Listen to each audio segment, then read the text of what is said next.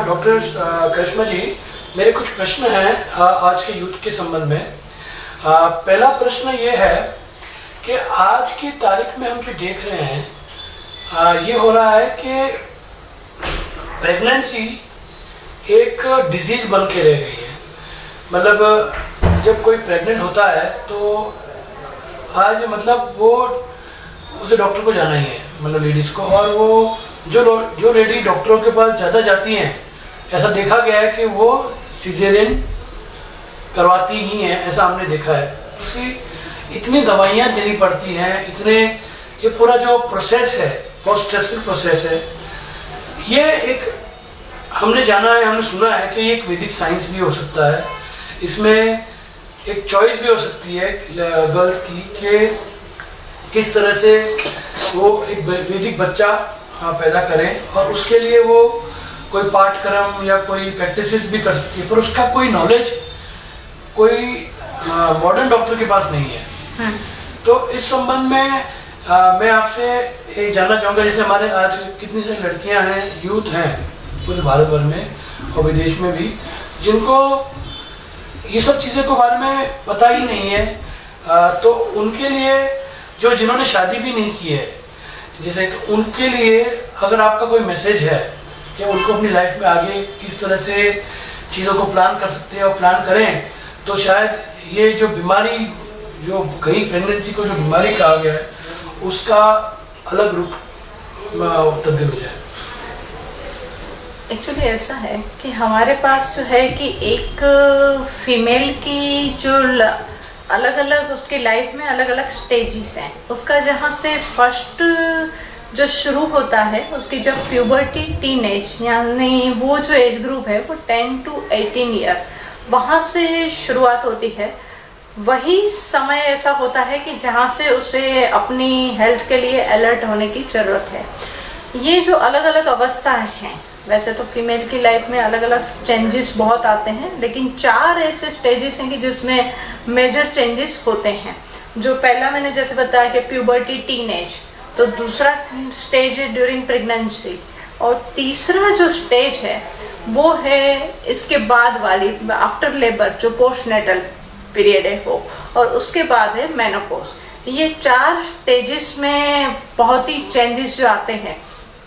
इन 4 stages के दौरान अगर उसे कोई गाइडेंस, प्रॉपर गाइडेंस मिल जाए, उससे अगर पर्टिकुलर ट्रेनिंग मिल जाए, तो उसकी इन अवस्थाओं को वो बहुत आसानी से पास कर सकती है और अपनी लाइफ के दौरान होने वाले हेल्थ रिलेटेड कॉम्प्लिकेशंस से वो बहुत अच्छी तरह से बच सकती है।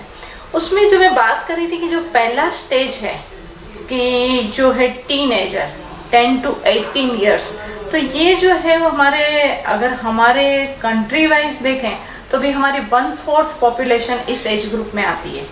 तो ये जो है कि बहुत ही बड़ा हिस्सा इस एज ग्रुप का है। तो वहीं से ही जरूरत है कि उसे अपनी हेल्थ के लिए अलर्ट होना है। कुछ उस समय पे कुछ आने वाले बायोलॉजिकल चेंजेस के लिए वो खुद अवेयर होने चाहिए। उसमें बायोलॉजिकल चेंजेस के साथ साथ उसमें साइकोलॉजिकल चेंजेस भी आने चाहिए, आते ही हैं। तो उस दौरान उसे प्रॉपर गाइडलाइन की जरूरत होती है। उसके सामने बहुत सारे क्वेश्चन हैं कि ये क्या हो रहा है। जो बायोलॉजिकल चेंजेस की वजह से भी है कि जो हार्मोन्स से जो रिप्रोडक्टिव सिस्टम उसका जब फंक्शन शुरू हो रहा है, तो बॉडी में जो हार्मोनल चेंजेस शुरू होते हैं उस समय में, तो उसकी वजह से उसमें बायोलॉजिकल चेंजेस खूब हैं और वही इफेक्ट करते हैं उसके माइंड पर। उसकी वजह से उसे साइकोलॉजिकल चेंजेस भी खूब उस समय पे होते हैं। तो उस समय में ये गाइडलाइन, प्रॉपर गाइडलाइन उन्हें मिलनी चाहिए कि ये जो बायोलॉजिकल चेंजेस हो रहे हैं वो क्या है और वो कैसे इम्पेक्ट करने वाले हैं, और उस दौरान उसे कैसे उसके लिए अवेयर होना और अलर्ट रहना, और उस समय पे उसे कैसी लाइफस्टाइल को फॉलो करना। इसमें ये जो प्यूबर्टी के बाद जो life changes, hormonal changes body में होती है लड़की के, तो वो टाइम पे कोई स्पेसिफिक तरह का खाना खाना होता है या उस टाइम कोई एक्सरसाइजेस कुछ होती है, क्या कोई स्पेसिफिक आप एक क्लू दे सकते हैं क्या होना चाहिए, क्या करना चाहिए उसमें? उस समय वैसे तो जब ये चेंजेस शुरू हुए उससे ही भी पहले उसे अवेयर होना पड़ता है, 1 to 2 ईयर पहले, कि उससे जरूरत होती है। जब रिप्रोडक्टिव फंक्शन शुरू होते हैं तब बॉडी में कुछ मिनरल्स जैसे कि मैग्नीशियम, पोटेशियम, इन मिनरल्स की उसे जरूरत है। उससे कुछ अपने रिप्रोडक्टिव सिस्टम के लिए जो टॉनिक्स हैं उसकी जरूरत है, वो अगर उससे बेटर क्वालिटी में मिल जाए तो बेस्ट है। इन जनरल बताऊं तो उस समय जो डाइट जाना चाहिए वो हेल्दी फूड होना चाहिए, जो भी सीजनल वेजिटेबल्स हैं, फ्रूट्स हैं, वो सब उसे उसी टाइम पे मिलना चाहिए। 2 साल पहले 2 साल पहले मतलब अगर 13 साल के बच्चे को प्यूबर्टी में आया तो 11 साल की उम्र से उसे healthy diet, non junk food और मतलब उस तरह की डाइट अगर वो ले लेंगी तो उसे पर्याप्त दवाइयाँ, पर्याप्त मिनरल मिल जाएंगे, जिससे उसके आफ्टर इफेक्ट्स जो है रिप्रोडक्टिव सिस्टम का जो फंक्शन है वो बेटर शुरू होगा। क्योंकि आज मैं देख रहा हूँ कि काफी सारे हमारे पास केसेस आते हैं जिसमें लड़कियों को वाइल पीरियड्स बहुत पेन होता है, एक्सेसिव ब्लीडिंग होती है, तो ये सब जो प्रॉब्लम्स है वो भी सॉल्व हो सकती है उससे। बिल्कुल हो सकते हैं। और जिन्होंने नहीं किया है उनके लिए क्या हम सजेस्ट कर सकते हैं जिससे एक्सेसिव पेन ना हो, एक्सेसिव ब्लीडिंग ना हो? उसके लिए देखिए, उसकी मैं बात पे आती हूँ कि उस समय पे जो मैंने बताया आगे जाके कि उसकी जो पूरा ये जो साइकिल है जब शुरुआत होती है तो हमारे बॉडी में बायोलॉजिकल फंक्शन पूरा मैं अगर एक्सप्लेन करूँ तो ये पूरा 28 डेज में कंप्लीट होने वाला साइकिल है, जो 5 फेज में वो कंप्लीट होता है। अलग अलग फॉलिकुलर फेज है, ल्यूटियल फेज है, सेक्रेटरी फेज है, उसमें ये बॉडी की पूरी प्रोसीजर अलग अलग फेज में कंप्लीट होती है 28 डेज में। उस दौरान ये जो इफेक्ट है, जब सेक्रेटरी फेज अगर 5 डेज का है, जब वो 5 डेज का वो साइकिल है, पर उस पर जो इम्पैक्ट है वो अगले 23 डेज की भी है। तो उस 23 डेज में उसका डाइजेशन कैसा है, उससे कोई कॉम्प्लिकेशंस है क्या, उसने डाइट में क्या लिया है, ये सब इम्पैक्ट करता है उस साइकिल पर। और दूसरी बात ये है कि आज वो अगर एक फीमेल का पूरा अगर लाइफ स्पान है जहां से उसका मेनार्की टू मेनोपोज, उसमें जो ये मेंस्ट्रुअल साइकिल के डेज हैं वो करीबन एवरेज वो 300 डेज कंप्लीट, 3000 डेज कंप्लीट होते हैं। तो ये बहुत बड़ा पीरियड है, एक पड़ाव भी हो गया, लगभग एक पड़ाव हो गया। बिल्कुल, कि ये जो 3000 डेज जो हैं वो बहुत बड़ा पीरियड है, और उसमें भी काफी कॉम्प्लिकेशंस हैं जो फूड पैटर्न की वजह से, लाइफस्टाइल की वजह से देखने मिल रहे हैं, जिसमें है डिस्मेनोरिया, एमेनोरिया, स्कैंटिमेंसिस, ये सब कॉमन जो है वो प्रॉब्लम्स देखने मिलते हैं। इसके लिए अगर मैं थोड़ी रेमेडी की बात करूं कि क्या हो सकता है, क्या है, तो उसमें वो चीजें हमारे जो पड़ी है हमारे किचन में ही है, तो उसमें जो है हमारा जो स्पाइसेस बॉक्स है उसमें ही पड़ी है। अगर उस समय पे पेन हो रहा है, जो जब मेंस्ट्रुअल साइकिल के फर्स्ट डे के दौरान, तो अगर उसे गर्म पानी करके उसमें ड्राई जिंजर पाउडर 1 टीस्पून डाल दिया जाए और वही पाउडर उसे ल्यूकवार्म वाटर उसे पूरे दिन में कंप्लीट कर ले, तो ये बेस्ट है कि उसे वो पेनफुल जो मेंस्ट्रुएशन है वो उसमें रिलीफ हो जाएगा। तो while the pain is there that time only, उसी टाइम पीना, उसी टाइम, हाँ। और उसके पहले कुछ नहीं ऐसा करना? उसके पहले तो मैं बता रही हूँ कि 23 डेज की लाइफस्टाइल पूरी इफेक्ट करती है। उसमें अगर उसे कॉन्स्टिपेशन है, और उसका डाइजेशन ठीक नहीं है, तो वही इफेक्ट करेगा। वो 23 डेज में उसके जो कॉम्प्लिकेशन रहे हैं वही इफेक्ट करने वाले हैं उस साइकिल पर। जैसे वात पित्त कफ होता है तो उसमें जो इस तरह की प्रॉब्लम होती है वो पित्त बढ़ने से होती है, ऐसा कुछ है? ये कंप्लेंट जो रहती है वो करीब ये जो है वो उस समय जब मेंस्ट्रुअल का सिक्रेशन हो रहा है, मतलब बॉडी में अपान वायु काम कर रहा है, अगर वो उस समय डिस्टर्ब है तो वो इम्पैक्ट करेगा, उसकी वजह से पेन जनरेट होगा। और जैसे हमने दौरान तो बता दिया कि जिंजर पाउडर हमें पिलाना है गिलास में डाल के गर्म पानी में, और उसके पहले ये करना हो नहीं तो उसके लिए 23 दिन में हम खाली अगर जैसे आपने कहा फ्रूट्स ये सब चीज कही, हाँ, उसके अलावा कुछ और भी ले सकते हैं जिससे वो पेन ही ना हो? हाँ, उस समय एवरीडे अगर वो अपने सिर्फ सुबह उठ के और वो एवरीडे की आदत हो उसकी गर्म पानी, जैसे आयुर्वेद की दिनचर्या का पहला क्रम बताया उष्णपान, अगर वो लेने की आदत है तो ये कॉम्प्लिकेशन की कोई पॉसिबिलिटी नहीं है। अच्छा, तो सुबह कितना पानी पीना है? आधा ग्लास? सुबह जो पीना है वो वैसे तो हर डिफरेंस रहता है, उसका कोई मेजर नहीं है, लेकिन हर एक व्यक्ति की अपनी 8 अंजलि उतना मेजरमेंट, जिसका जितनी एज उसके हिसाब से जितना। तो जैसे समझ लीजिए 14 वर्ष की कोई लड़की है, हाँ, तो एक गिलास में 2 गिलास 2 गिलास एक साथ पी सकती है लूकवार्म वाटर आराम से। दैट इज बेसिकली, मुझे तो ऐसा लग रहा है कि ये पानी में, शरीर में पानी की कमी है इसलिए होता है। शरीर में पानी की कमी है इसलिए नहीं होता है, लेकिन वो जो सुबह हमारा जो है वो अपान वायु जो है, अच्छा, वो एक्टिव होता है कि उसी समय पे उसे वो दिया जाए, तो हमारी जो सुबह एक्सक्रीटरी जो सिस्टम है, ये स्टूल पास होना, नॉर्मल पास, जो पूरी प्रक्रिया अपान वायु से है, तो उसी समय पे रोज वो उसे जो एक तरह से बोलता जाए तो उसे बोलते हैं वायु का अनुलोमन, कि वायु का जो प्रवृत्ति में रहना, अपान वायु का प्रवृत्ति में रहना। अगर ल्यूकवार्म वाटर उसे हेल्प करता है इसमें। अच्छा। और एवरीडे ये लिया जाए तो उसका डाइजेशन वगैरह ठीक रहेगा, तो उससे फिर उस टाइम पे कॉम्प्लिकेशन। अपान वायु को आप इंग्लिश में क्या कहेंगे? ये अपान वर्ड जो है, अपान वायु ही जैसे अपान जो वर्ड है, हाँ, वो एक्चुअली टेक्निकल वर्ड भी है, उसको मीनिंग है टाइप ऑफ वात है। वायु के 5 टाइप के वायु हैं, उसमें से one of the type is अपान वायु। अपान, समान, व्यान, उदान। आजकल मैंने देखा है जो हमें फर्स्ट केसेस आ रहे हैं तो वाइट डिस्चार्ज का केस आ रहा है, तो वो एक पॉइंट है। दूसरा एक आ रहा है पीसीओडी का, तो बहुत सारी यंग गर्ल्स में आ रहा है, तो ये क्या रिलेशन का है? ये भी हमारी वो यूट्रस वाला जो हमारा डिस्कस हो रहा है, जैसे पीरियड वाला, ये जो ट्यूबरकुलोसिस वाला डिस्कस हो रहा है, उसी संबंध में कुछ है या ये बीमारी का कोई और कारण है?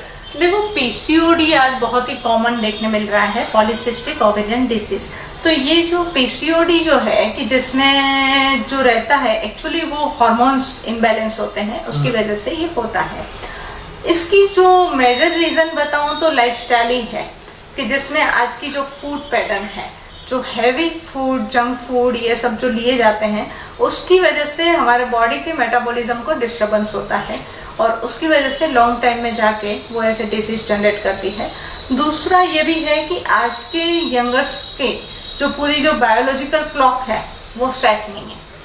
कब खाना चाहिए, कब उठना है, कब सोना है, ये जब सेट नहीं है तो ये प्रॉपर में नहीं चलता है, तो उसकी बड़ी इफेक्ट है वो हार्मोन्स पे पड़ती है। जो कहा गया था आयुर्वेद में, जो कहा गया कि ब्राह्म मुहूर्ते उत्तिष्ठे, तो उसका बहुत ही इम्पोर्टेंस है कि उस समय जो एटमॉस्फेयर में जो ओजोन रहता है, अगर वो ओजोन हमारे जाता है, इंस्पायर हम उसको करते हैं, तो वो हमारे हार्मोन्स को बैलेंस रखने का काम करता है।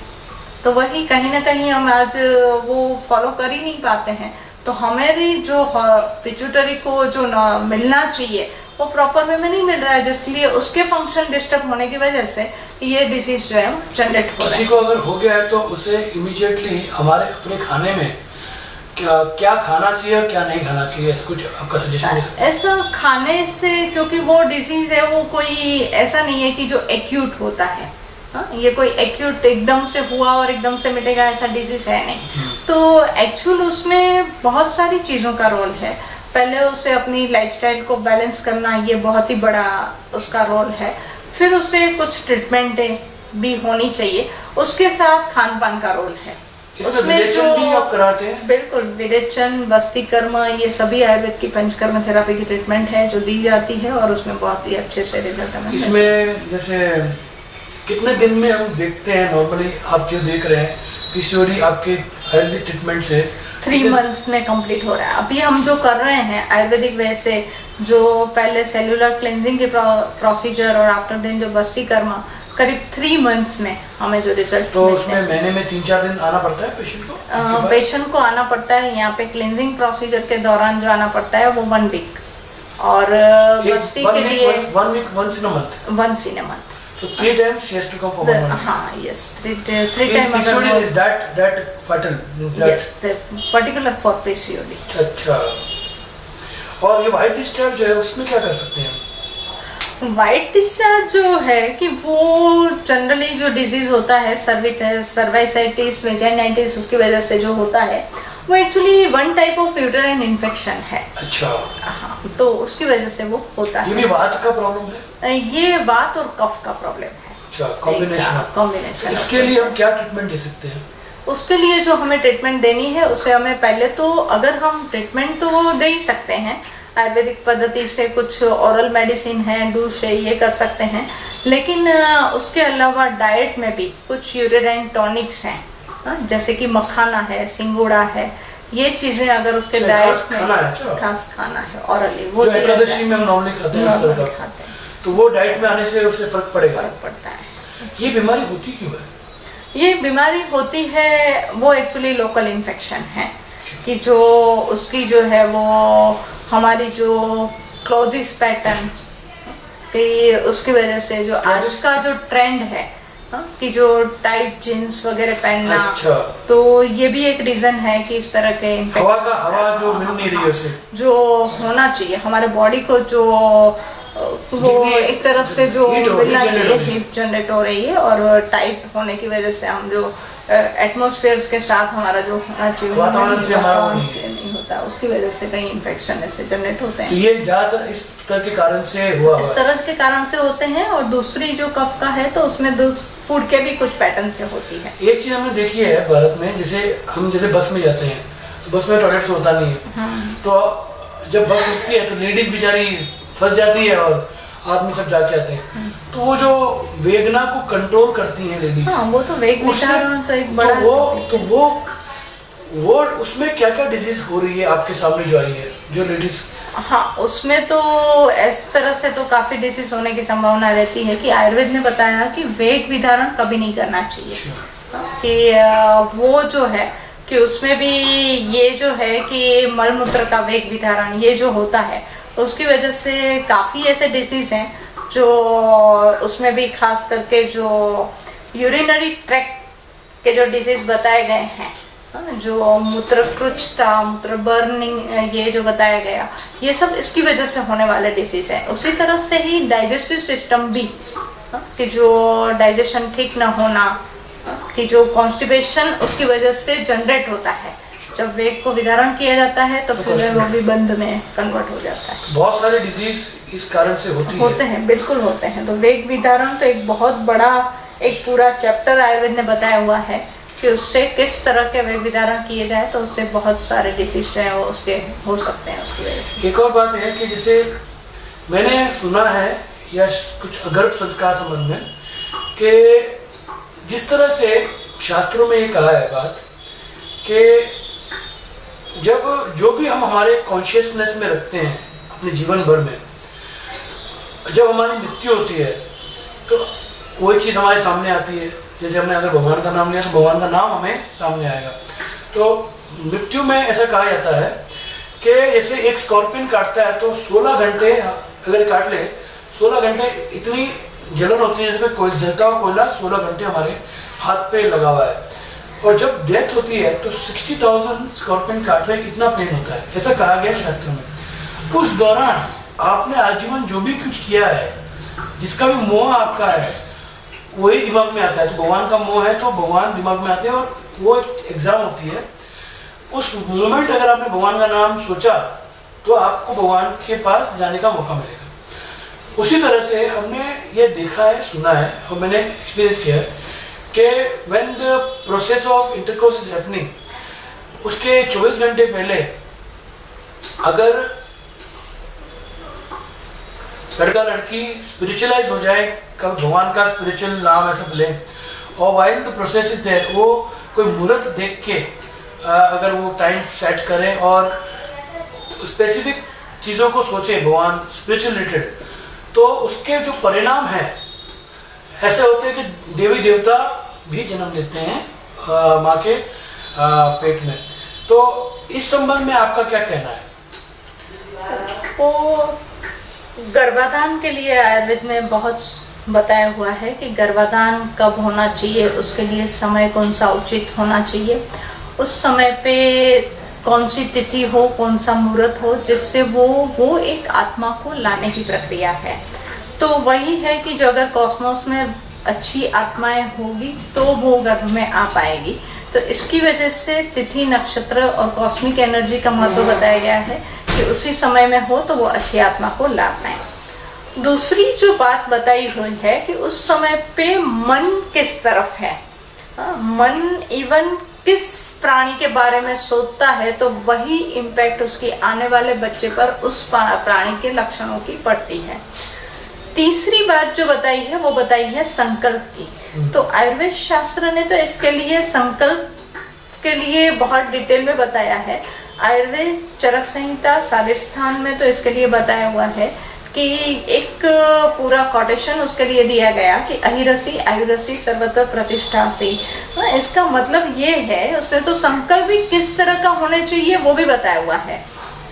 उस समय के संकल्प दोनों के लिए बताया हुआ है कि उसके आने वाले गर्भ में जो आत्मा आ रही है और जो गर्भ डेवलप होगा वो कैसा होना चाहिए, वो आयुष्यवान, प्रतिष्ठावान और ब्रह्मांड के जो भी सारे तत्व अच्छे तत्व हैं वो उसके गर्भ में आए, ये उसका मीनिंग है। तो आयुर्वेद ने वहां तक हमें गाइडलाइन दी है कि उस समय विचार संकल्प होने कैसे चाहिए वो भी हमें बताया हुआ है।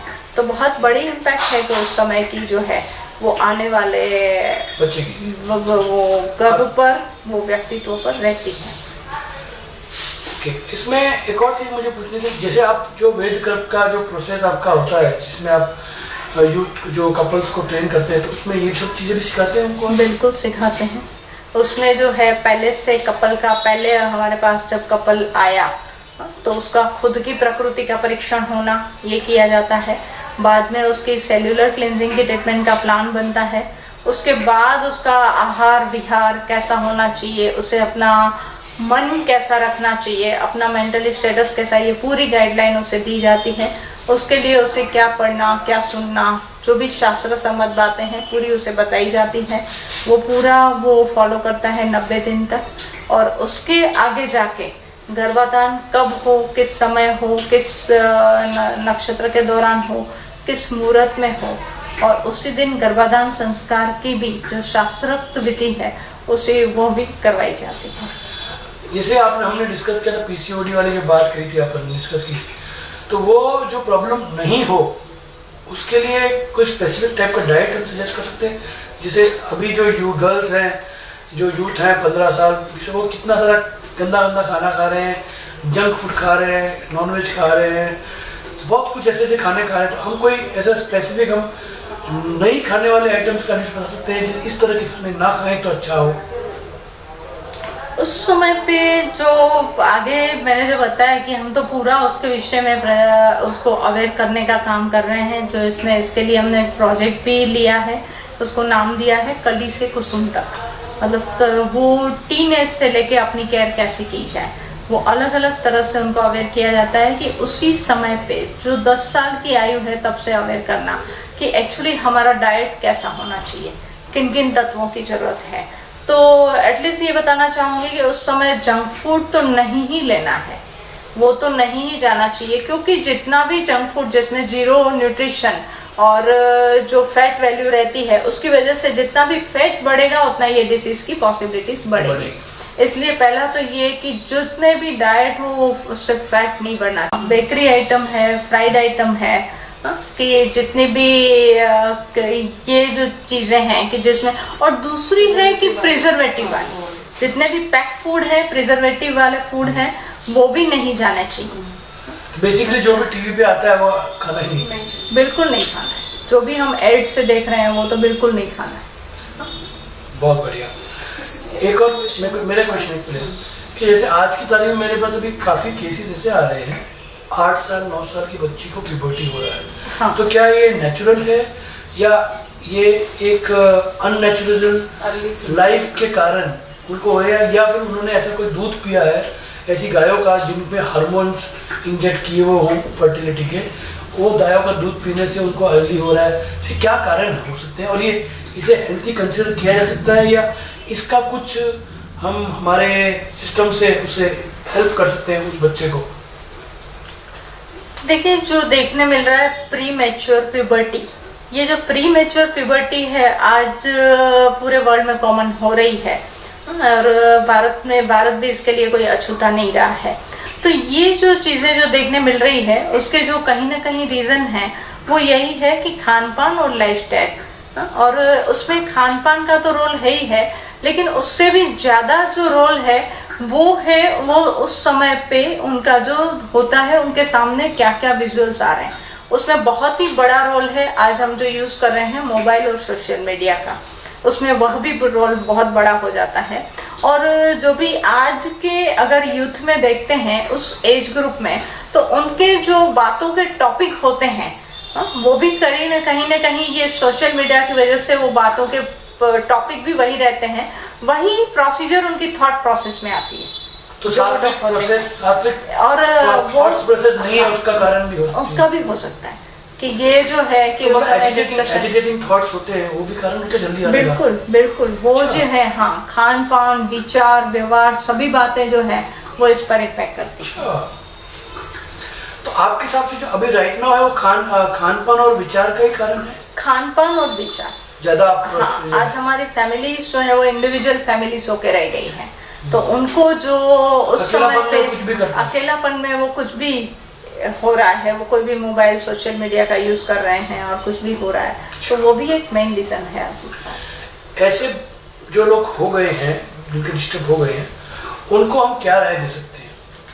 उनको हम कुछ ऐसे ट्रीटमेंट्स भी दे सकते हैं, कुछ रेमेडिकल भी दे सकते हैं कि वो क्या करे। कुछ यूटेराइन टॉनिक्स हैं कि जो उसे दिए जाएं तो वो बेटर इम्पैक्ट इस पर जो करेंगे, क्योंकि एक बार प्यूबर्टी हो गई, हाँ, उसके बाद तो फिर उसे वो फॉलो करना ही है पैटर्न, उसे पैटर्न तो फॉलो करना ही है।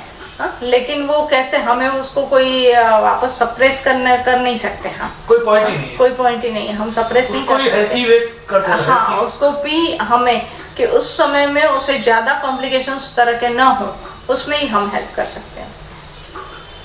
एक और चीज मुझे पूछनी है, जैसे आज की तारीख में हम देख रहे हैं जो प्रकृति ने हमें, जैसे लेडी गर्ल को 12-13 साल में प्यूबर्टी देते हैं, लड़का भी उस टाइम कुछ ऐसा होता है, और जैसे गवर्नमेंट कानून का जो हमारा सिस्टम है 18 साल 21 साल, तो ये जो लेट बच्चों की शादियां होती है, काफी जो टाइम निकल जाता है, क्या उससे भी मतलब जैसे लेट से लेट करके आज तो 38-40 की उम्र में शादी कर रहे हैं लोग, ऐसा भी हो रहा है, कुछ 45 में भी कर रहे हैं, तो उसका प्राकृतिक जो हमारा सिस्टम बना है उस पे क्या इम्पैक्ट है, मतलब, और क्या आप सोचते हैं कि जितना जल्दी शादी हो वो बेटर है?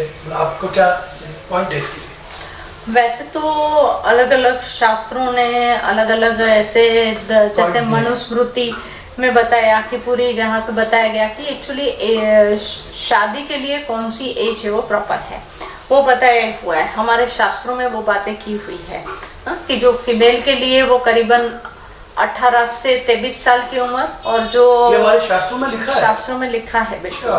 तो ये जो बताई गई उम्र है कि किस में होना चाहिए, तो ये बातें शास्त्रों ने तो बताई है। कहीं ना कहीं आज हम जो प्रैक्टिकली जो फॉलो की जाती है कि उस समय कैरियर के लिए ज्यादा अवेयर होना, अपने इम्पोर्टेंस उस बातों को ज्यादा दी जा रही है, इसकी वजह से ये हो रहा है। तो बहुत ही ये तो है ही है कि उसकी इम्पैक्ट जो है वो आगे जाके उसके खुद की पे तो आएगी, लेकिन उसकी नेक्स्ट जनरेशन पे तो 100% आएगी। तो जो आयुर्वेद ने सजेस्ट किया है, लड़कों के लिए कितना है सजेस्ट किया है? लड़कों के लिए जो बताया गया वो 25 साल की आयु का। अच्छा, 25 साल के ब्रह्मचार्य होना चाहिए, सजेस्ट किया है। ये बात मुझे कभी पता नहीं थी। 21 तो गवर्नमेंट का है, 25 आयुर्वेद का है।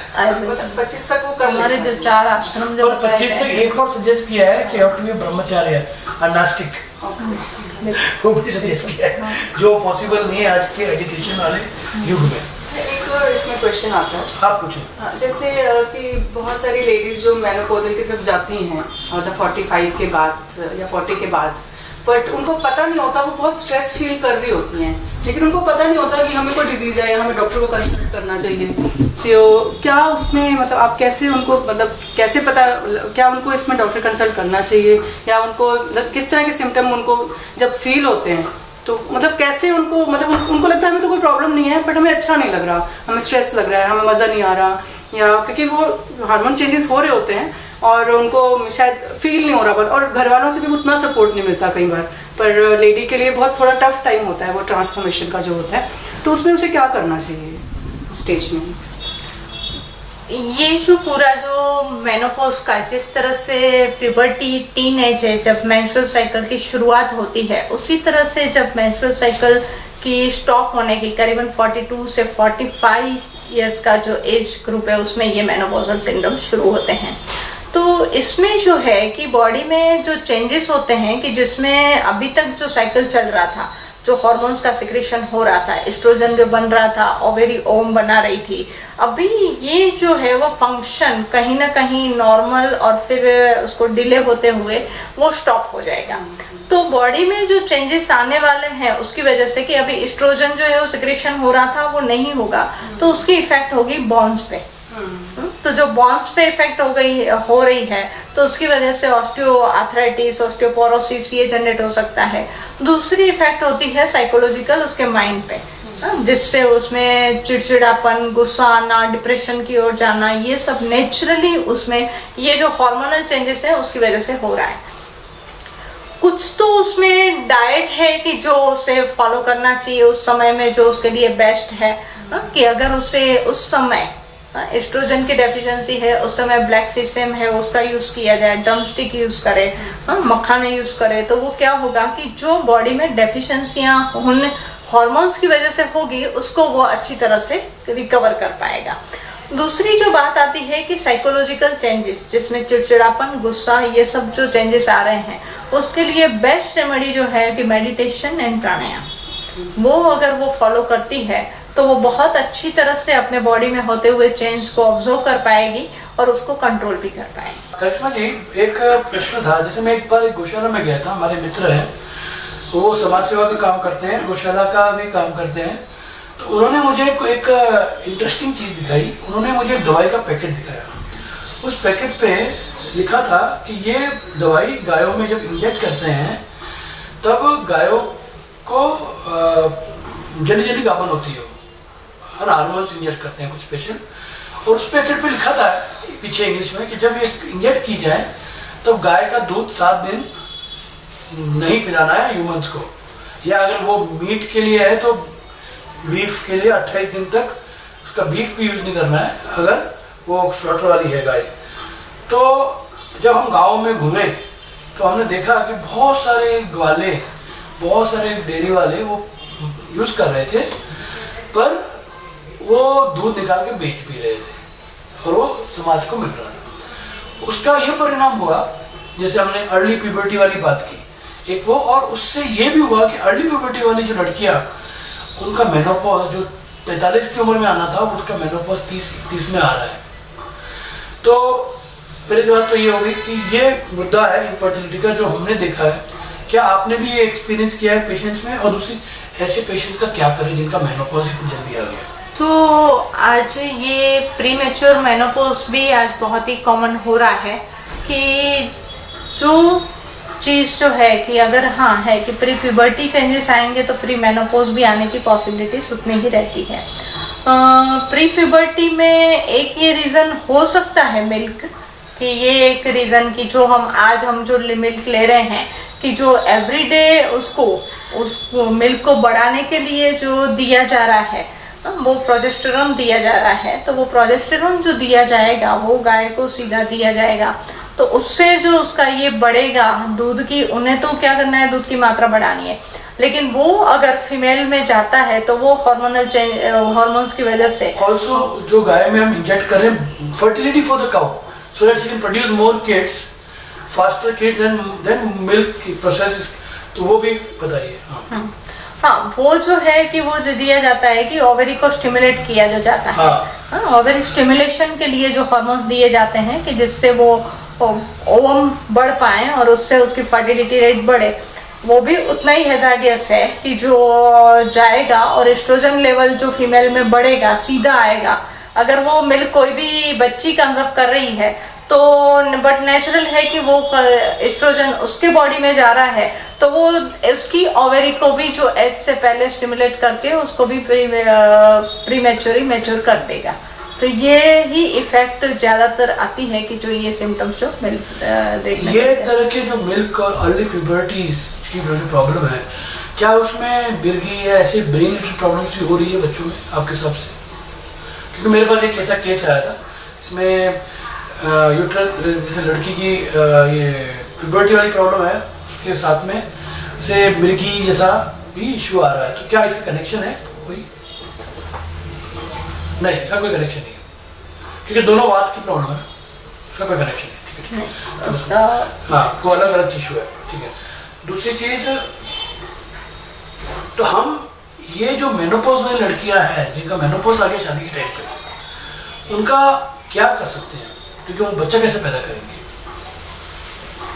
वो ठीक है, सोसाइटी के लिए तो एक इश्यू ही है कि प्रीमेच्योर मेनोपॉज जो होना ये सोसाइटी के लिए एक इश्यू बनेगा ही, क्योंकि उस समय में हम जैसे उसको हम रिवर्स नहीं ला सकते, हम इसको भी रिवर्स लाना बहुत ही मुश्किल रहता है। कुछ ऐसे केसेस में ठीक है, लेकिन इन जनरल उसको रिवर्स लाना बहुत प्रॉब्लम है। वो इनफर्टिलिटी जनरेट जरूर कर देता है। अच्छा, तो वो एक परमानेंट डैमेज है। डैमेज है, बिल्कुल। ऐसा कुछ है जैसे हमें मालूम पड़ गया है कि हमारा प्यूबर्टी थोड़ा अनमेच्योर टाइम पे आ गया और हो सकता है कि मेनोपॉज जल्दी है, तो क्या हम मेनोपॉज होने के पहले कोई आयुर्वेदिक ट्रीटमेंट लेके मेनोपॉज को डिले कर सकते हैं? पहले जरूर हम कर सकते हैं कि अगर कुछ सिम्टम्स ऐसे शुरू हो गए तो हम उसको अगर पहले हमें अवेयर हो गए कि हमने वो देख लिया कि ये बॉडी इस तरफ से जा रहा है, तो हम उसको वापस रिवर्स में लाके और वो जरूर हम कर सकते हैं। कुछ हद पे हमारे ऐसे केसेस भी हुए हैं, लेकिन ठीक है, वो ऐसे केसेस थे कि जहाँ एक बच्चे का कोई एक्सीडेंटल डेथ होता है, जब वो लेडी हमारे पास आई थी और उसकी ट्रीटमेंट की गई तो उससे हमें रिजल्ट मिले। तो वो मेनोपॉज के बाद आई? हाँ, अपना मेनोपॉज शुरू हो रहा था तब वो जब आई। तो उसमें फिर आप डिले मेडिसिन और थेरेपी से डिले कर सकते हैं मेनोपॉज को? हाँ, बिल्कुल कर सकते हैं। तो कितना डिले कर सकते हैं आप उसको? इतना कोई टाइमिंग नहीं है, बॉडी किस तरह से रिस्पॉन्स करता है एकदम नहीं बता सकते कि हर एक का टाइमिंग यही होगा, लेकिन हम उसको कुछ पंचकर्म ट्रीटमेंट्स हैं, कुछ ऐसी नशे ट्रीटमेंट है कि जिसकी वजह से हम उसे कर सकते हैं।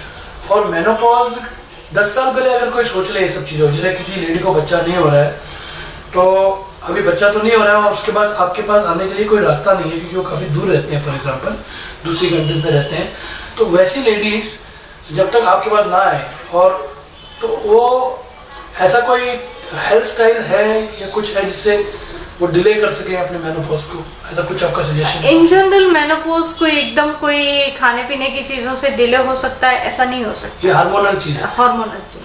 तो इसके लिए एक स्पेसिफिक ट्रीटमेंट ही एलोपैथी में भी इसका कोई ट्रीटमेंट है डिले का? एलोपैथी में भी ट्रीटमेंट है। हाँ, और वो काफी काम कर रहा है, लेकिन वो काम इसलिए है कि उसमें क्या है, वो हार्मोनल ही है सीधा, कि जिसकी इफेक्ट से साइड इफेक्ट है बहुत ज्यादा है। ये हो गया क्लियर। आईवीएफ में जैसे जो केसेस आपके पास आ रहे हैं, उसमें हो सकता है कि कोई केस सक्सेसफुल ना हो, तो उसके कारण क्या हो सकते हैं? जो आईवीएफ के केसेस आते हैं, बिगड़े हुए केसेस आते हैं जो आपके पास विलेचन और सबके लिए आते हैं, क्या इसमें ऐसा हुआ है कि कोई केसेस में रिजल्ट नहीं मिला, और वो क्या कारण हो सकते हैं? हाँ, जैसे इनफर्टिलिटी के केसेस आते हैं, इनफर्टिलिटी का आज भी हमारे पास जो सक्सेस रेशियो है, हाँ, वो उसमें 60% है, तो हमारे पास अनसक्सेस रेशियो भी है, जिसमें बहुत ही क्रोनिक पीसीओडी है, फॉलिकल डेवलप नहीं हो रहे हैं, कहीं ना कहीं पिट्यूटरी रिलेटेड हार्मोन्स प्रॉब्लम्स हैं, कि ऐसे जब हमारे पास केसेस आते हैं तो इस लेडी को कहीं ना कहीं उसका माइंड स्टेटस है जिसको अल्टर करना बहुत ही मुश्किल हो रहा है हमारे लिए। तो ऐसे कुछ केसेस हमने जरूर पाए हैं कि जिसमें हम चाहकर भी रिजल्ट नहीं ले पा रहे हैं। तो ये साइकोलॉजिकल प्रॉब्लम कह सकते हैं? नहीं, नॉट ओनली साइकोलॉजिकल, ये लाइफस्टाइल और साइकोलॉजिकल दोनों मिक्स। अच्छा, मतलब जैसे किसी को आप पॉजिटिव बना ही नहीं सकते हो, नेगेटिव है फॉर एग्जाम्पल, तो वैसे है। हमें कहीं ऐसे तो ज़्यादातर ऐसा नहीं हुआ कभी कि कोई प्रॉपर हेल्थी है एज पर टेक्निकल पॉइंट, पर उनको भी बच्चा नहीं हो रहा है? क्या वो भाग्य के कारण भी ऐसा होता है कि बच्चा नहीं हो रहा है? जैसे आपने ट्राई कर ली, बट लेडी भी हेल्थी है, हस्बैंड भी हेल्थी है, पर बच्चा नहीं हो रहा है, कभी ऐसा भी होता है कि कोई भाग्य के कारण हो ही नहीं बच्चा? होता है कहीं। हमें केस ऐसे भी देखते हैं कि जिसको हम अनएक्सप्लेन इनफर्टिलिटी में लेते हैं कि कोई हमें सीधा रीजन नहीं दिख रहा है, पर कहीं ना कहीं हमें जो रहता है, तो ऐसे भी केसेस में 100 में 2-3 केसेस होते हैं। हाँ, होते हैं ऐसे कि जिसमें भी हम एस्ट्रोलॉजी का सहारा लेते हुए भी उसे ट्रीट करने की कोशिश करते हैं। अच्छा, बिल्कुल, उसे कारण ढूंढते हैं कि वो क्या कारण से नहीं है। बहुत बढ़िया। तो इस एस्ट्रोलॉजी का नाम क्या है? कोई टेक्निकल नेम है? मतलब आयुर्वेद एस्ट्रोलॉजी ऐसे कुछ? उसको हम मेडिको एस्ट्रोलॉजी ही। अच्छा, मेडिकल एस्ट्रोलॉजी। हाँ, जो इस विषय के एक्सपर्ट हमारी टीम में भी हैं, जिसका हम सपोर्ट लेते हैं। एक मेरे फ्रेंड है, उनके घर में 3 बच्चे पैदा हुए, उसी लेडी के, तीनों को सेरेब्रल पाल्सी था। उसका कोई स्पेसिफिक कारण है कि उस लेडी को बार बार ऐसा ही बच्चा पैदा हो रहा है? कोई हमें ऐसे उसका कोई एस्ट्रोलॉजिकल कारण है, या हो सकता है या उसके शरीर में कुछ ऐसा कोई डिफेक्ट हो? देखिए, आपने ऐसा कुछ सुना है? सिंड्रोम जो है वो जेनेटिकल डिसऑर्डर है। ठीक है। डाउन सिंड्रोम जो है कि जो जेनेटिकल डिसऑर्डर्स है, जिसमें 21 पेट में ट्राइसोमी रहती है, उसकी वजह से वो होता है। सेरेब्रल पाल्सी होना वो ऐसी चीज है कि वो बॉर्न टाइम में उसे परफेक्ट ऑक्सीजन नहीं मिलना, अच्छा, उसकी वजह से वो होता है। तो अगर वो 3 टाइम हुआ है तो उसके रीजन हेरिडिटी है, या कुछ जेनेटिकली भी हो सकते हैं कि जो कॉन्जेनिटल कुछ हो तो उसकी वजह से भी हो सकता है, और कुछ कभी न कभी लेबर में जो लेबर में हमारे जो होते हैं प्रॉब्लम्स, उसकी वजह से भी होते हैं कि वो कॉम्प्लिकेटेड लेबर में ये पॉसिबिलिटीज बढ़ जाती हैं। तो ऐसे केसेस में क्या हम कुछ कर सकते हैं हमारे वेद कर्म के सिस्टम में? चौथा बच्चा वो पैदा करे, जो सेरेब्रल पाल्सी, हाँ, वो हम जरूर कर सकते हैं कि वो हम, अगर वो अपना नेक्स्ट प्लानिंग है तो उससे पहले तो हम प्री नेटल से पूरी एंटीनेटल ट्रीटमेंट देके वो हम कर ही सकते हैं। उसमें तो कोई वो है ही नहीं कि वो तो हो ही सकता है। और बस इन्हीं बच्चों की ट्रीटमेंट में जाऊंगी, जो बच्चे हैं उसकी सेरेब्रल पाल्सी में जाना है तो भी हमारे पास पंचगव्य की ऐसी ट्रीटमेंट है कि जिससे भी हमें बहुत अच्छा रिजल्ट। क्या उन्हें एडमिट करना होगा या उनसे दवाई खिलानी है? उन्हें कुछ ट्रीटमेंट है कि जो यहाँ से वो ट्रेन होके अपने वहाँ भी वो कंटिन्यू कर सकते हैं। वो जो ट्रीटमेंट है वो मुझे थोड़ा जान सकता हूँ क्या होता है उसमें पर्टिकुलर टाइप का मसाज होता है। अच्छा। और पर्टिकुलर टाइप का सेक होता है, जिसको हम षष्टिशाली पिंड श्वेत कहते हैं। सेक होता है। तो हमारे पास जो केसेस आए हैं अभी तक, उसमें जैसे कितना % इम्प्रूवमेंट हुआ है बच्चों को? हमें मिलता है, हमें उन बच्चों में भी हमें 40% तक हमें इम्प्रूवमेंट मिला है। तो वो अपनी लाइफ में थोड़ा फंक्शनल, हाँ, उसकी जो, हाँ, उनकी जो बॉडी मूवमेंट है उसमें चेंजेस आते हैं। उनमें जो सिम्टम्स होते हैं कि ड्रूलिंग होना, इसमें जो कन्वर्जन आना, उस कन्वर्जन की फ्रीक्वेंसी कम से कम होना, ड्रूलिंग को रेजिस्ट करना, ये सभी चेंजेस जो होते हैं। बहुत बढ़िया। तो मेरे पास तो काफ़ी केसेस हैं, डाउन सिंड्रोम के काफ़ी केस आए हुए हैं। तो वो बच्चों का क्या करें, उनको मतलब जैसे आप ट्रीटमेंट तो लेंगे, जैसे आपने जो केस बताया वो सेम टाइप का ट्रीटमेंट होता है डाउन सिंड्रोम का? डाउन सिंड्रोम की में कुछ उससे ज़्यादा ही ट्रीटमेंट होती है। और कितने दिन चलती है? एडमिट कितने दिन होना पड़ता है? नहीं, उससे तो लॉन्ग टाइम की ट्रीटमेंट है ये। उसमें तो हम यही करते हैं कि पेरेंट्स को ट्रेन कर देते हैं। अच्छा, फिर हाँ, अगर वो पेरेंट्स, ट्रेनिंग होगा? ये ट्रेनिंग होता है करीबन वो 10 से, जितने टाइम में वो ट्रेन हो जाए, 10 से 15 दिन। तो क्या हमारे फ्रेंड्स जिनको डाउन सिंड्रोम है, हाँ, क्या उनको आपके पास भेज सकते हैं के लिए? बिल्कुल भेज सकते हैं। तो बच्चे के साथ ही आएंगे साथ में, क्योंकि उसको प्रैक्टिस करना है, उन्हें ट्रीटमेंट है वो करना। उसमें जो इम्प्रूवमेंट आपने मिला है, आपको 40-50% का जो इम्प्रूवमेंट मिला है, उससे बच्चे में टेक्निकली क्या चेंजेस आ गया 1-1.5 साल में? उसमें जो टेक्निकली चेंजेस आते हैं वो बॉडी मूवमेंट में चेंजेस आते हैं। सेरेब्रल पाल्सी का बच्चा है जिसको उसकी पूरी जो ऑटोनोमस सिस्टम है वो फंक्शन में नहीं रहती है, तो उसमें हमने चेंजेस मिला कि बॉडी की जो मूवमेंट है वो शुरू हुई है। और दूसरा जो मैंने बताया कि उसमें ये सब सिम्टम्स बहुत ही, उसकी खुद की इम्यूनिटी पावर बहुत कम रहता है, बच्चा बार बार बीमार पड़ रहा है, ड्रूलिंग हो रहा है, बच्चे के कन्वर्जन आ रहे हैं तो कन्वर्जन की फ्रीक्वेंसी बहुत कम हुई है, ड्रूलिंग है वो स्टॉप हो पाया है। तो ये सभी सिम्टम्स हैं जो हमें सेरेब्रल पाल्सी के बच्चे में मिल रहे हैं। क्या कोई तरीका है जिससे एक डाउन सिंड्रोम या सेरेब्रल पाल्सी का बच्चा एक बेसिक काम भी कर सके और इतना उसे हम ठीक कर सके, कोई तरीका है उसका?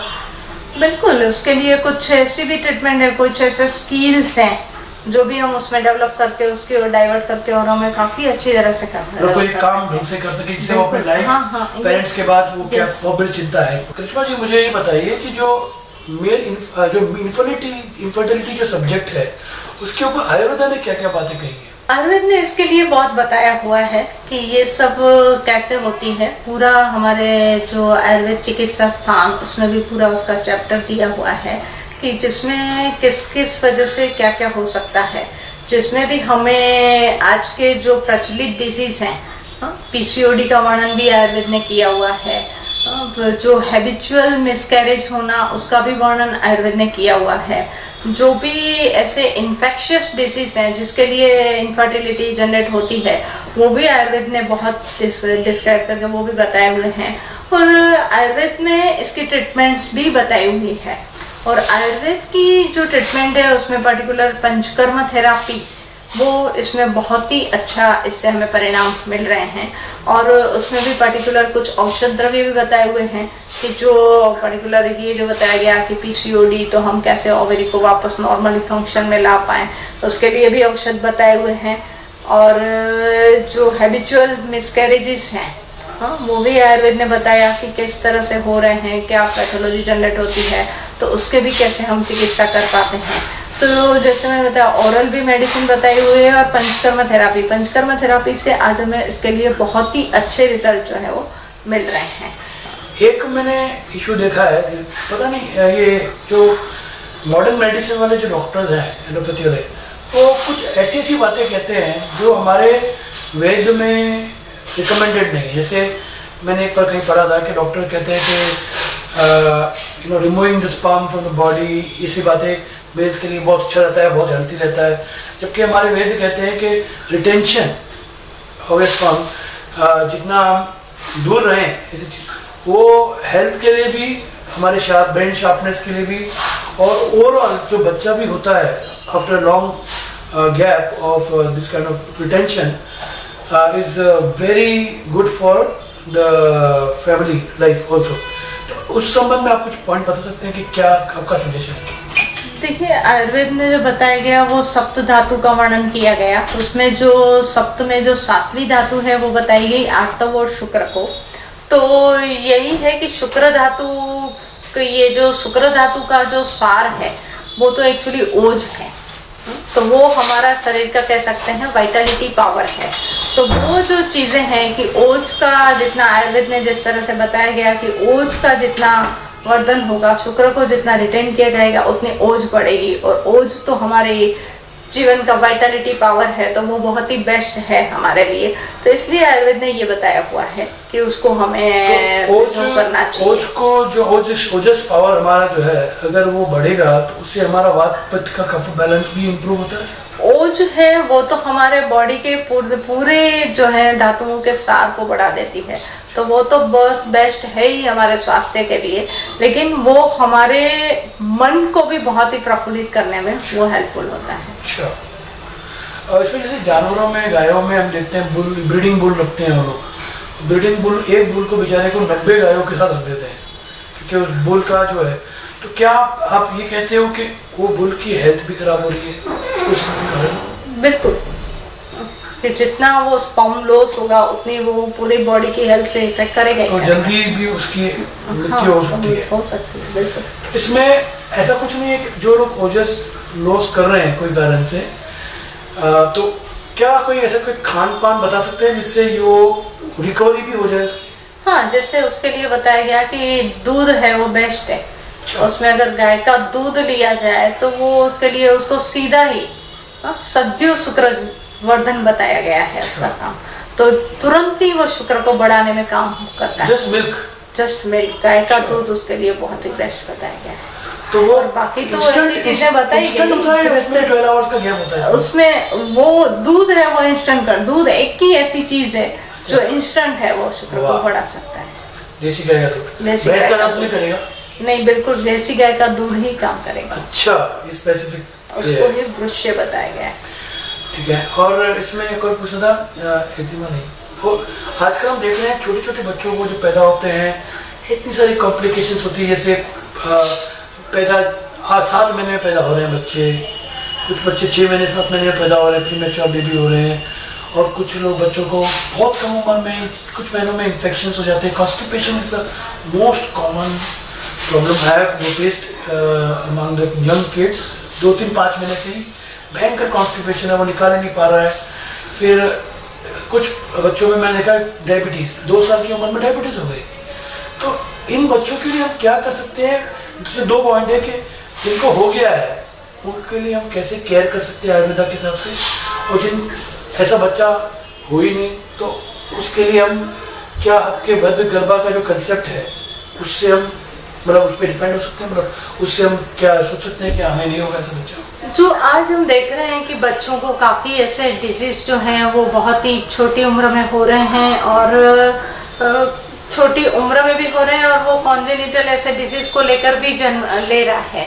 तो ऐसे में तो हमारे पास जो पूरा भारत ने आयुर्वेद के जो शास्त्र है उसमें बहुत बताया गया है कि पहले से ही वो उसके जब उसका गर्भ में स्थापन हो उससे पहले भी स्पर्म और ओम को कैसे शुद्ध किया जाए, और उससे वो जब फर्टिलाइजेशन होता है तो उसकी ही क्वालिटी कैसे उत्तम हो, जिससे आने वाले बच्चों को आने वाली जनकम रोग से कैसे बचा पाए। ये तो आयुर्वेद ने बहुत ही वर्णन है वो उसके लिए मिल रहा है। आपका ये कहना है कि जो वुम्ब है उसमें आदमी का जो स्पर्म जाएगा वो वुम्ब का क्लीननेस इतना इम्पोर्टेंट है, क्योंकि उस वुम्ब में अगर डिजीज है, कुछ प्रकार का प्रॉब्लम है, वो बच्चे में आएगा। बिल्कुल, जो स्पर्म और ओवम जो है वही है जो आगे जाके वही पूरे फिजिकल और मेंटल डेवलपमेंट के लिए वही जिम्मेदार तत्व है। तो वही अगर उसकी बेस्ट क्वालिटी को वहीं से पूरा बेस्ट किया जाए तो आगे जाके वो जो भी फिजिकल डेवलपमेंट होगा उससे, और जो मेंटल डेवलपमेंट होगा वो बहुत अच्छी तरह से हो पाएगा। आयुर्वेद ने जो बताया है इसकी अगर बात करूं मैं कि गर्भ के लिए कुछ मटेरियल बताया है, कि जो सिंपल सी बात है कि मटेरियल जितना बेस्ट होगा उतनी ही प्रोडक्ट बेस्ट होगी। तो गर्भ के लिए जो मटेरियल बताया गया है उसमें है एक ओव्यूलेशन, मतलब ओम का मैचुरेशन, ओम का रप्चर होना, ये है ओव्यूलेशन। दूसरी जो बात बताई यूट्रस, जहाँ गर्भ को 9 मंथ्स तक जहाँ पे रहना है, उसका ग्रोथ एंड डेवलपमेंट होना है। तीसरी जो बात बताई है वो है न्यूट्रिशन, जो मदर के थ्रू जो उसे मिलना है। और फोर्थ जो बताया वो है स्पर्म एंड ओम। ये जो 4 है वो उसके लिए जरूरी मटेरियल बताया गया। ये मटेरियल को पहले से ही ठीक कर लेना, जितने वो क्वालिटी वाले होंगे उतनी उससे बेस्ट प्रोडक्ट बनेगी। तो ये पहले से जो बताया गया, इसके लिए आयुर्वेद ने प्रीनेटल केयर बताई हुई है कि इसको बेस्ट कैसे किया जाए, जिसमें आयुर्वेद पंचकर्म थेरापी से बॉडी क्लींजिंग, और उसके बाद जब स्पर्मेटोजेनेसिस और oogenesis हो रहा है तब डाइट का पैटर्न कैसा रहे, इवन माइंड का स्टेटस भी कैसा रहे, ये भी आयुर्वेद ने बताया हुआ है। दूसरी बात जो आयुर्वेद ने बताई, उसके गर्भ के 6 फैक्टर बताए, मातृत्व, पितृत्व, सत्व, सात्मज, रसज और आत्मज। ये 6 जो फैक्टर बताए हुए हैं, वो भी उसको मातृज और पितृज वो जो है वो फिजिकल डेवलपमेंट के लिए है, लेकिन उनका मेंटल डेवलपमेंट भी हमें कितना बेस्ट चाहिए, उसका सत्व, रज, तम जो हमारी मानसिक प्रकृति को बना रहा है वो भी हमें आने वाले बच्चे का कैसा चाहिए, तो वो भी हमें बहुत ही बना है कि वहीं वो उसकी भी शुरुआत जो होती है वो प्रीनेटल पीरियड से हो जाती है उन फैक्टर के डेवलपमेंट की। तो वो भी बताया हुआ है कि उसमें उनका पेरेंट्स का माइंड स्टेटस कैसा होना चाहिए, वो भी बड़ा रोल रखता है। दूसरी जो बात आपने जो पूछी कि आज जो बच्चे, ये डिसीज्ड बच्चे पैदा हो रहे हैं, वो कहीं ना कहीं दूसरी जो बात है उसमें काम करती है एंटीनेटल केयर। गर्भावस्था के दौरान माता का डाइट कैसा रहता है वो भी उस पर बहुत ही बड़ा इम्पैक्ट करता है कि बच्चों में जो दोषों की विषमता को लाता है। आयुर्वेद ने तो बहुत डिटेल में बताया है कि मदर अगर ज्यादा से ज्यादा स्वीट डाइट ले रही है तो उससे आने वाला बच्चे के डायबिटीज होने के चांसेस हैं। अच्छा, उसका बच्चा जो है वो फैटी होगा, वो ऐसे डिसीज को लेकर आएगा। अगर मदर है वो ज्यादा सॉल्टी डाइट ले रही है, उसमें अगर लवण रस का प्राधान्य है, तो आने वाले बच्चे को स्किन डिसीज पैदा होगा। अच्छा, हाँ, उसका जो है वो प्री मैच्योर जो ग्रे हेयर बोलते हैं, स्किन डिसीज है, वो पैदा होने की संभावना रहेगी। अगर वो कटु तीखा ज्यादा ले रही है तो बच्चा लीन एंड थिन रहेगा। तो ये सभी तो बातें क्या लेना चाहिए उसका जो आपका जो प्रिस्क्रिप्शन है? हाँ, इसलिए जो आइडियल डाइट प्लान कैसा होना चाहिए उसके डेवलपमेंट के हिसाब से ये भी आयुर्वेद ने बताया हुआ है कि जैसे बच्चे को अगर कॉन्स्टिपेशन हो रहा है तो माँ क्या ले रही होगी उससे हो रहा है? उससे हाँ पर्टिकुलर उसने जो ऐसा कुछ है कि मैदा खा रही है तो कॉन्स्टिपेशन होगा? ऐसा कुछ एकदम से बहुत चीज लेने से नहीं, लेकिन वो दोषु विषमता जो वहीं से पैदा हो गई, जब उसका अभी इंटेस्टाइन के सेल बन रहे थे तभी से उसको ही अगर मदर ने क्या डाइट लिया है वो भी एक बहुत इंपॉर्टेंस रखता है। तो इसमें जेनेटिक भी हो सकता है कॉन्स्टिपेशन में कुछ? नो, नॉट जेनेटिक, ये पूरी जैसे पिता का कोई प्रॉब्लम हो हेल्थ का, या पिता के पिता का और माता का कोई प्रॉब्लम हो, उस कारण से बच्चे के अंदर कोई जेनेटिक प्रॉब्लम आ सकती है? एकदम जैसे वो एकदम से जेनेटिक डिसऑर्डर कॉन्स्टिपेशन ऐसा नहीं है, वो कहीं ना कहीं एंटीनेटल केयर के दौरान मदर की डाइट पैटर्न क्या रही उससे ही वो डेवलप होता है। 90% is the reason for her care how she do, वही हो सकती है। क्योंकि मैंने मेरे बच्चों में, दोनों बच्चों में ये देखा है कि कॉन्स्टिपेशन वाज मतलब ऐसी कॉन्स्टिपेशन भी होती थी कि आयुर्वेदा सब हम ट्राई करते थे, उससे कुछ फर्क नहीं पड़ता था। फिर हमने कुछ अभी ठीक हो गए वो नेचुरली, जैसे हमने डाइट चेंज की कुछ, पर ये मतलब हमारी जेनेटिक प्रॉब्लम नहीं है। Genetic problem